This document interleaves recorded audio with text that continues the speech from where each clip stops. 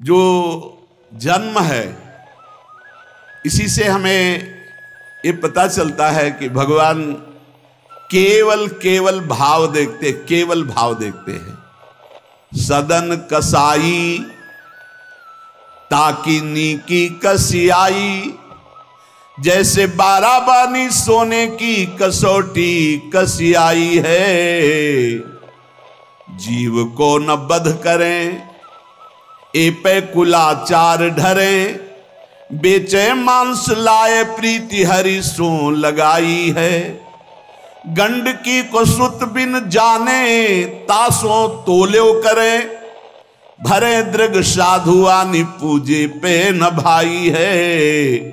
कही निशि सुपने में वाही ठोर मुंह को देवो, सुनो गुण गान रीझो ही की सच्चाई है।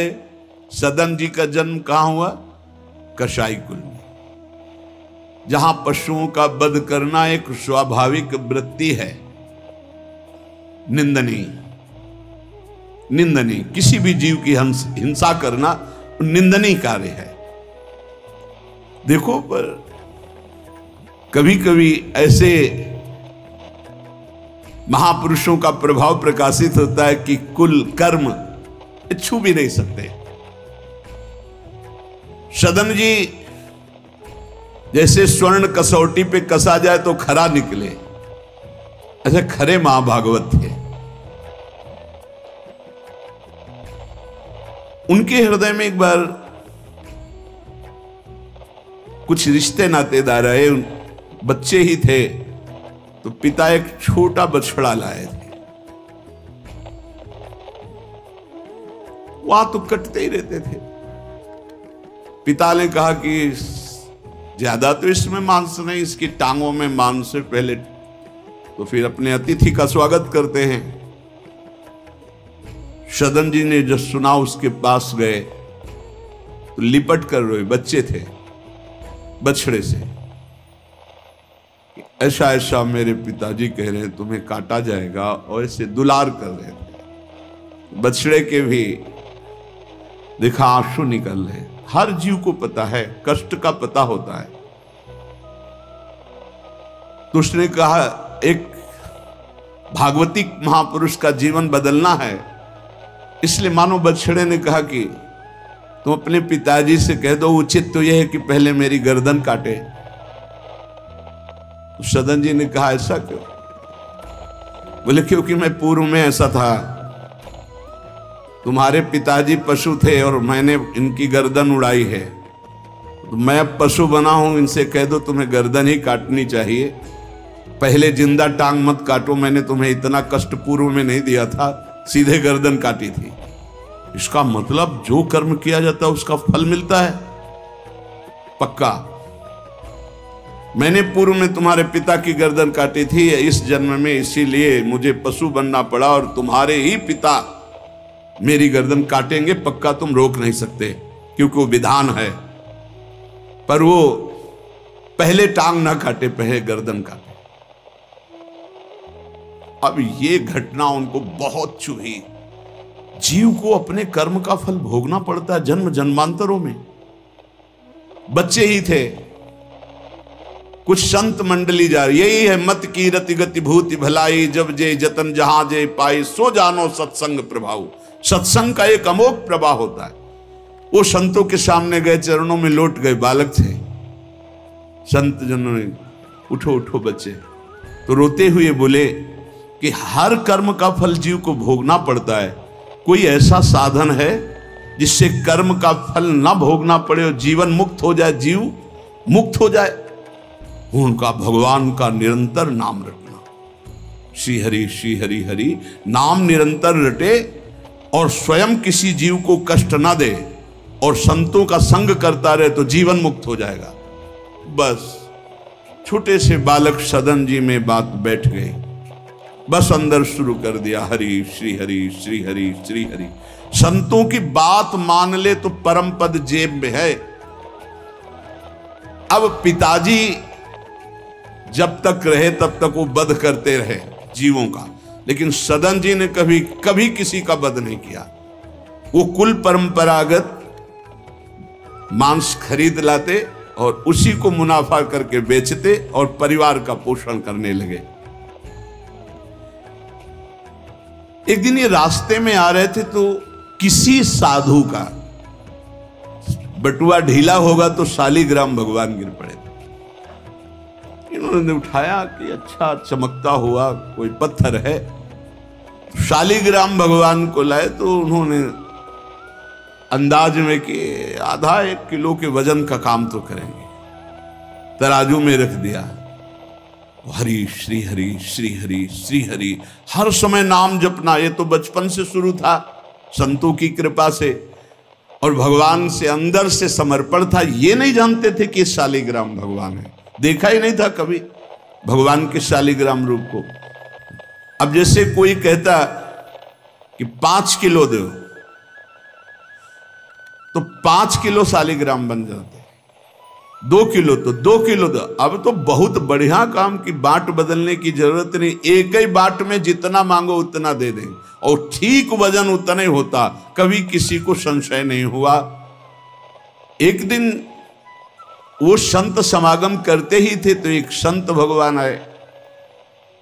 कोई इनके यहां ये भेद नहीं मानता था कि ये अमुक कुल के, क्योंकि इतने महाभागवत थे। संतों के चरणामृत लेना, उनके पास बैठकर सत्संग करना, तो संत जन इनके यहाँ आकर के बैठते थे, इनके यहाँ आकर के थोड़ी देर भगवत चर्चा, बड़े उच्च कोटि के भाव सदन जी के प्रकाशित थे। तो एक संत भगवान ने देखा कि ये तो बड़े सिद्ध शालिग्राम है, इनमें तो चक्र का चिन्ह भी है और ये इससे मांस तोलते हैं। अश्रुपात होने लगे संत जी के कि ऐसा अनर्थ करते हो तुम, भगवान के भक्त हो। संत जी ने सदन जी से बताया कि ये जानते हो तुम्हारे बांट नहीं है, स्वयं शालिग्राम भगवान है और इतना घृणित कार्य कि तुम इनसे एक तरफ मांस और एक तरफ शालिग्राम। बड़ी बड़ी उनको व्यथा हुई। सदन जी ने कहा मुझे कुछ पता नहीं, मैं नहीं जानता, मेरे लिए तो ये बहुत सिद्ध बांट है, मैं जितना ग्राहक मांगता है उतना ही, आधा किलो तो आधा किलो, 5 किलो तो 5 किलो बन जाते हैं। आप देखो अपने कुल कर्म को कर रहे हैं और नाम जप कर रहे हैं और संतों की कृपा है। तो देखो अचानक रास्ते में भगवान शालिग्राम जी मिले थे। उन्होंने कहा अगर ये भगवान है तो आप ले लो, हम तो सेवा पूजा कुछ जानते नहीं, आप इनको ले जाओ। संत जी ले गए और देखो ये हृदय में बैठा लीजिए, संत मिले मतलब आखिरी जन्म हमारा है। विश्वास अगर कर ले, पक्का समझ लीजिए ये तुम्हारा विश्वास काम करेगा। निमज्जोन्मज्जताम घोरे भवाब्धौ परमायनम संतो ब्रह्मविदा शांता निर्दडे वापसु मज्जताम। इस घोर संसार सागर में जो हम डूब रहे हैं तो भगवान भेजते हैं ब्रह्मवेत्ता संत महापुरुष का समागम, और जहां संत मिले तो आखिरी जन्म समझो इस संसार समुद्र से पार होने के लिए सुदृढ़ नौका संत समागम है। भव सागर कहाँ नाव शुद्ध संतन के चरण, तुलसीदास प्रयास बिनु मिलहि राम दुख हरन। संतों के चरणों का सानिध्य मिला तो देखो सदन जी हरिनाम जपने लगे, सदन जी के हृदय में संतों की प्रति प्रियता बढ़ी, शालिग्राम भगवान मिल, सब बानक बन जाता है। अब संत जी शालिग्राम भगवान को ले गए, एकांत में जाकर के भगवान का पंचामृत से अभिषेक किया और इसके बाद वेद की स्तुति की, पुरुष सूक्त, शास्त्र शीर्षा पुरुषा सहस्राक्षा शास्त्रपात। भगवान को बिल्कुल अच्छा नहीं लगा। देखो भगवान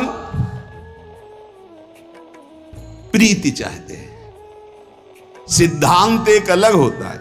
इसीलिए कल हम ऊपर कुछ साधकों से कह रहे थे कि किसी भी साधक को ठाकुर जी में जिस रूप में आसक्ति हो उसको ठेस नहीं पहुंचानी चाहिए, क्योंकि पता नहीं कितना आसक्त हो आप देख करके अच्छा चलो, ऐसे नहीं कभी वही ओहो धन्य भाग, कितने सुंदर आपके ठाकुर जी है, बहुत सुंदर, आप खूब प्यार कीजिए, क्योंकि पता नहीं वो कितनी गहराई से प्यार कर रहा है आप, तो उसका हृदय बहुत दुखी हो जाएगा। भक्त का हृदय दुखी हुआ तो आपकी उपासना में फर्क पड़ जाएगा।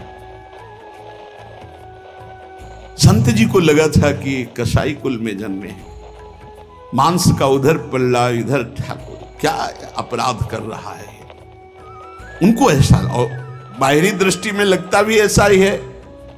तो कहा भयो जो पे बड़े कुलहू में जन्म भयो, जप तप नेम व्रत साधन अपार है। कहा भयो तीर्थ अनेकन गमन किए, गयो नहीं जौलो निज मन को विकार है। जौलो मेरे संतन में राखे जाति भेद सदा, तौलो कहो कैसे वह पावे सुख सार है। मेरे साधु नीच पद पंकज ना धोयो, जौलो सब शास्त्रन को पढ़ी बोई भार है।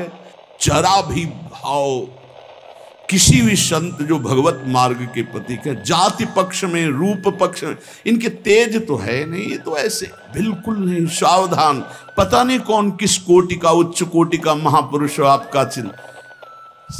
उन संत बहुत अच्छे संत थे, पर उनके मन में बात आ गई कि जाति के तो कसाई ही, काम तो नीचे ही है, मांस देखो नहीं जाना भगवान की महिमा। हम समझ रहे थे उच्च कोटि के, और वो बहुत उच्च कोटि के महापुरुष सदन जी, निरंतर नाम जब, और एक खास बात थी सदन जी में दैन्यता, कि मैं तो किसी योग्य नहीं, और उनको पता भी नहीं था कि शालिग्राम भगवान हैं। तो लेके आयो साधु मैं तो बड़ो अपराध कियो अभिषेक सेवा करी पे न भाई है। ये तो प्रभु रीझे तो पे जोई चाहो सोई, करो गरो भरी आयो सुनिमति बिसराई है। यही हरि उरधारी डारी दियो कुलाचार, चले जगन्नाथ देव चाह उपजाई है। मिलो एक संग संग जात वे सुगात सब, तब आप दूर दूर रहे जान पाई है। संत जी ने बड़ा अभिषेक किया, वेद स्तुति की,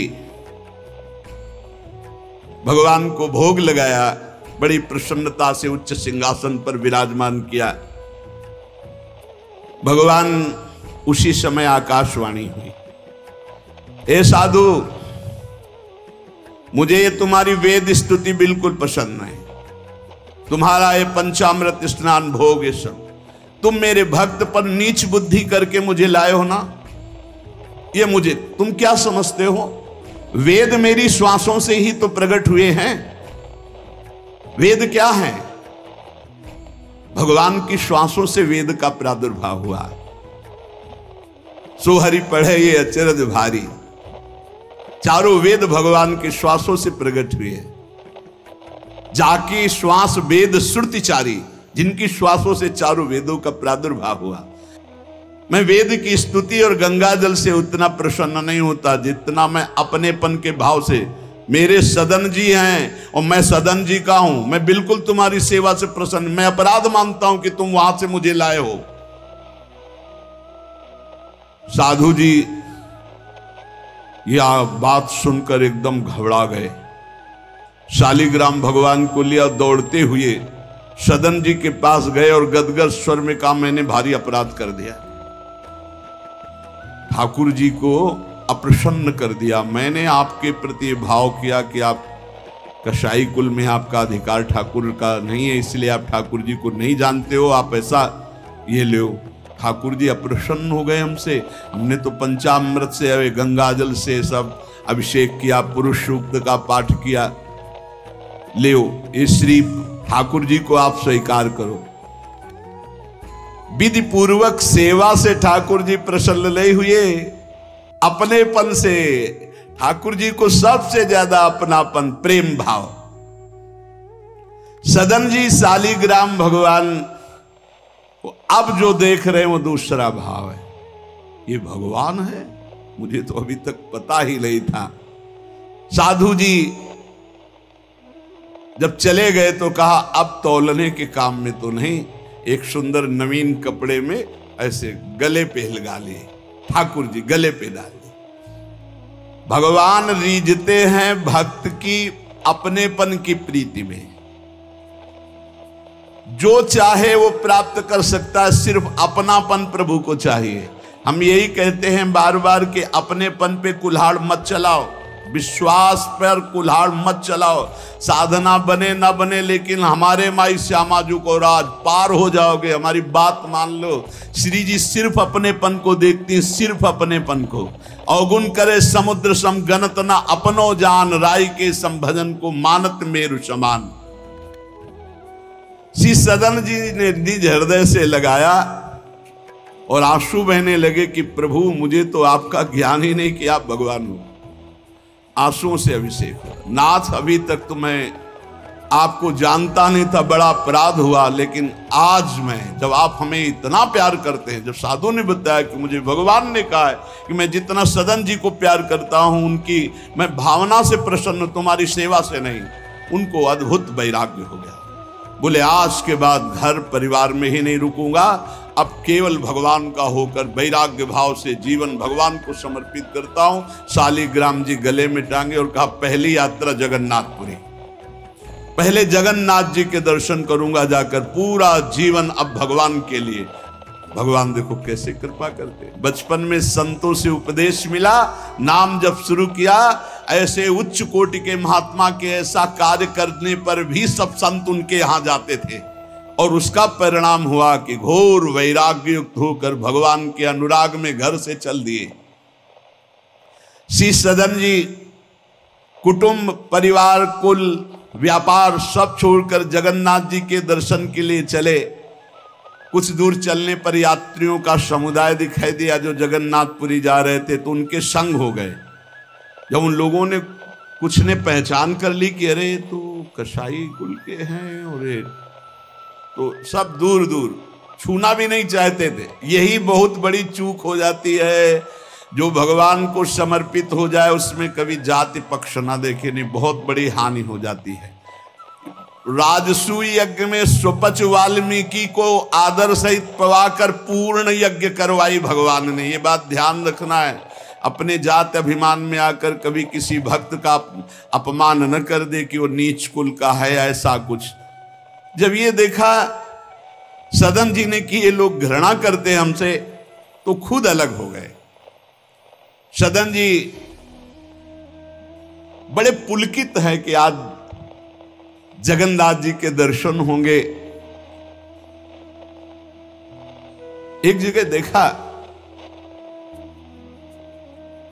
गौएं पानी पीने के लिए लालायित हैं, एक आदमी बाल्टी से पानी निकाल तो गौओं को डंडा मारने लगा। सदन जी ने कहा क्यों, पानी क्यों नहीं पीने देते? तो बोले इतना गहरा कुआं है, घसीटने से हमारे हाथ दर्द होते, अपने घर के लिए ले जाएंगे कि इनको पिलाएंगे? उनका अगर आप कृपा करें कुछ समय हमें दे दें बाल्टी और मैं भरूं, तो बोले मुझे फिर कोई परेशानी नहीं। भर भर करके 2500 गायें थी, सबको पानी पिलाया। शाम हो गई, पानी खींचने में पिलाने में समय लगा, तो उन्होंने सोचा गांव में भिक्षा मांग लेते हैं और आज रात्रि कहीं एकांतवास कर लेते हैं, सुबह जगन्नाथ जी के दर्शन करेंगे। तो आयो मग गांव भिक्षा ले नई ठाव गयो, नयो रूप देखी को तियारी जी परी है, बैठो याही ठौर करो भोजन निहोरी कहो, रहो निसि सोई आई मेरी मति हरी है, लेवो मुंह को संग गरो काटो तो न होए रंग, बूझी और काटी पति ग्रीव पे न डरी है, कही अब पागो मोसो ना तो कौन तो सो मोसो, सुर करी उठी इन मार्यो भीर करी है। बहुत कठिन है वैराग्य लेकर भगवान के मार्ग में परम दयालु स्वभाव श्री सदन जी जगन्नाथ जी के दर्शन करने। रास्ते में एक घर में आवाज लगाई, भिक्षाम दे। भगवान की लीला, एक स्त्री निकली भिक्षा ले, देखा रूप। तो जो भगवान का नाम जप करते हैं, भगवान आश्रित होते हैं, उनका रूप अलौकिक होने लगता है। एक दिव्य आकर्षण होता है जो सबके चित्त को आह्लाद प्रदान करता है, क्योंकि आनंद स्वरूप भगवान का निरंतर चिंतन होता है। उसके प्रभाव से मुखाकृति में एक अद्भुत लावण्य, एक अद्भुत आकर्षण होता है।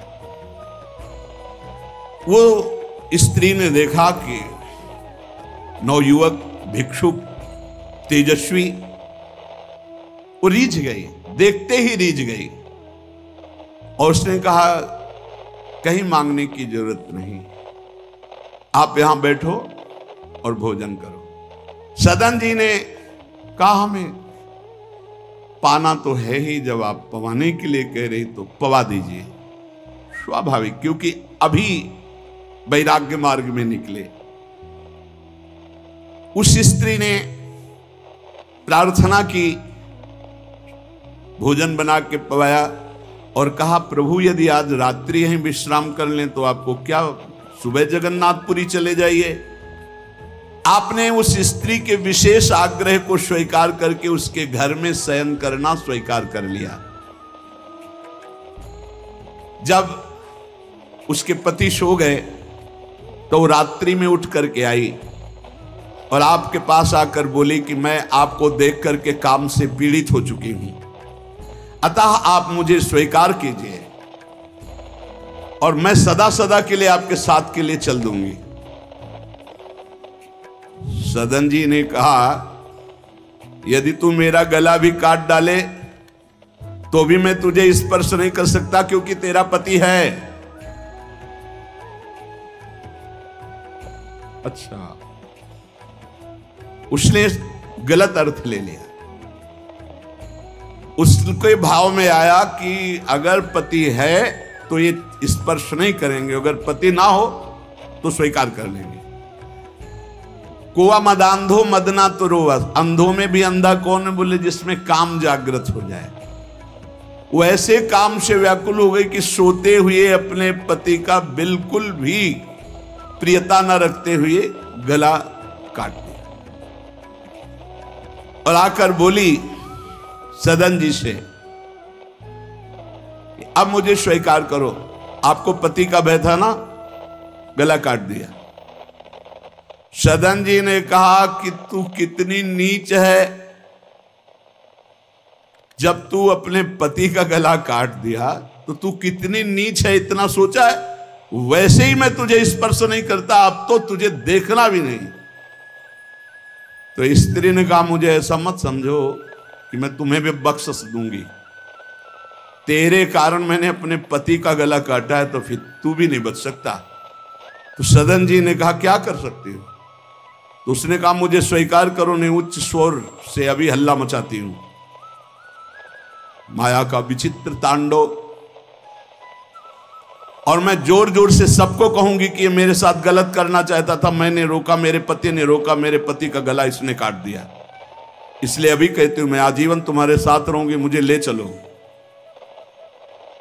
सदन जी ने कहा गला कटवाना बर्दाश्त है, लेकिन स्पर्श नहीं कर सकता। ये सब चूकों की चूक का पूर्ण आहुति, इससे पूर्णता हो गई। मैं धर्म के विपरीत नहीं चल सकता, तू चाहे मेरा गला तू काट दे या समाज से कटवा दे।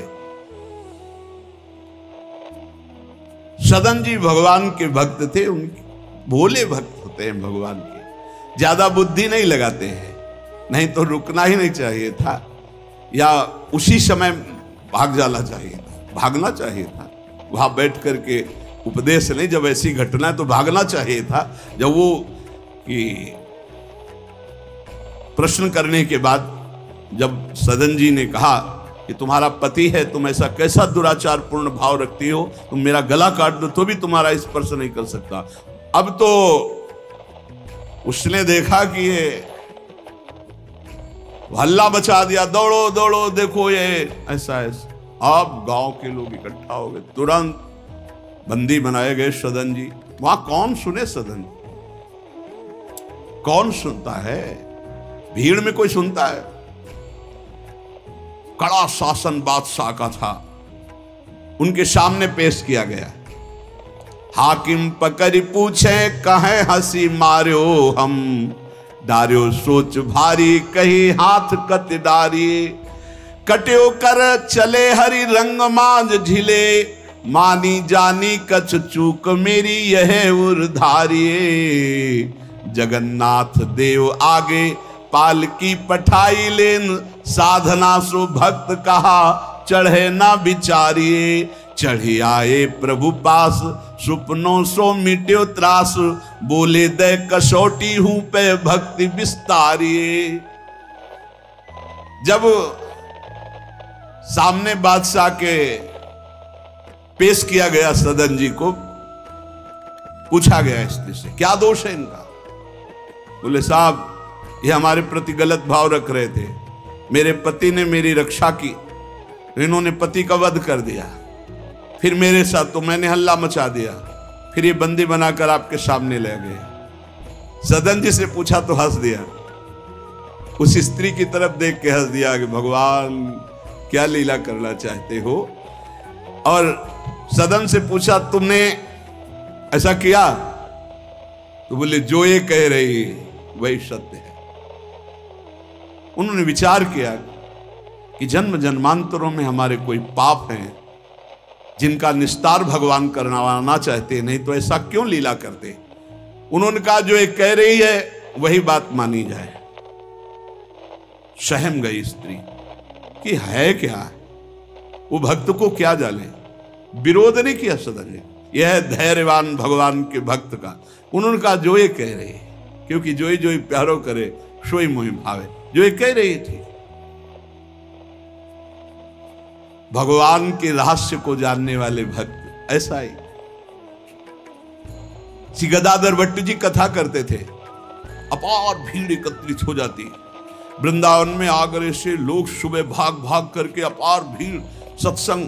तो एक कल्याण सिंह जी थे, बड़े जमींदार धनी, और सत्संग का प्रभाव है कि जितेंद्रियता, वैराग्य, भगवत प्रीति ये बढ़ती है।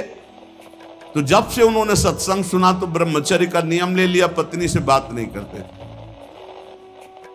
अब घर गृहस्थी में तो यही संसारिक सुख है। कई महीने हो गए, वो अपने राजकाज और सत्संग में भाग जाना, सत्संग से आना, बस एकांत में भजन करना। पत्नी ने देखा कि कई महीने हो गए, हमारी तरफ देखना भी नहीं, बातचीत नहीं, ये कहाँ जाते हैं, कौन है ऐसा। तो पता चला गदाधर भट्ट जी क्या। बोले हमारी जिंदगी का कांटा है वो, बड़े सुख चैन से जीवन कट रहा था, जब से सत्संग में गए। अरे दक्ष ने साप दे दिया नारद जी को इसी बात के लिए, साप दे दिया। 2 घड़ी से ज्यादा कहीं तुम टिक नहीं सकते, जाओ साप देता हूं। तो नारद जी ने कहा 24 दूनी 48 मिनट में तो हम बड़ा काम कर लेंगे, तुम साप दे दो कोई बात नहीं। उसने सोचा कि मैं ऐसा मुंह काला करूं गदाधर भट्ट जी का कि कोई सुनने ही ना जाए, तो जब ये कथा नहीं सुनेंगे तो फिर हमसे प्यार करने लगेंगे। इसी ताक में थी कि कैसे क्या करूं। तो देखा उनकी गली में एक भिखारिन मांग रही थी, फटे पुराने कपड़े पहने, गर्भवती थी। फौरन बुलाया और सोने की असरफियां दी। अरे वो तो गली में मांगने वाली सोने की असरफियां मिली। अरे मालकिन तो उनका एक काम है, जितना तू धन कहेगी तुम्हारे परिवार वालों को दूंगी, बस एक काम कर, तू जा करके कथावाचक, जहां मेरे पति कथा सुनने जाते हैं उनका नाम गदाधर भट्ट है, वहां जाके बीच सभा में कह दो कि वैसे तो रोज आते थे और जब से ये हो गया तब से आ नहीं रहे, इसका पालन पोषण कौन करेगा। बस वो समझ गई थी इतने में सब भक्तों की श्रद्धा खत्म हो जाएगी। गली गली मांगने वाली उसको इतना स्वर्ण मुद्रा मिल गई, वो फूली हुई गई और कहा पंडित जी, पूरी सभा ऐसे लगी थी, नजदीक जाके जब ये नहीं रहा था तब रोज आते थे, जब से गर्व रह गया तो आना ही बंद कर दिया, इसका पालन कौन करेगा। बोले बैठो बैठो, बहुत दिनों में आए, बैठो। जिसने गर्भ दिया वही इसका पालन भी करेगा, तुम चिंता क्यों करती हो? खुश शुरू हो गई कि यार ऐसा बड़े त्याग वैराग्य, बड़े उच्च कोटि के महापुरुष गदाधर भट्ट जी बड़े त्याग वैराग्य की बातें करते हो, ये हालत है पीछे की। अरे कुछ लोग कहने लगे हम तो कहते ही थे, शोरगुल शुरू हो गया। और कुछ भक्त थे जो प्राण समर्पित किए थे, उन्होंने कहा ऐसा नहीं हो सकता, ऐसा कदापि नहीं हो सकता, कोई षड्यंत्र रचा जा रहा है। तो उनमें एक बहुत श्रद्धावान और समर्पित थे, उनको बिल्कुल चैन नहीं पड़ा। सोचा अगर सामने से कुछ तो फिर हमारे ऊपर गदाधर भट्ट जी की, और वो समता प्राप्त पुरुष, जैसे सदन जी ने कह दिया जो ये कह रही वही सत्य है, ऐसे उन्होंने कहा कि तुम चिंता क्यों करती हो, जिसने गर्भ दिया वही पालन करेगा, बैठो तुम आराम से सत्संग सुनो।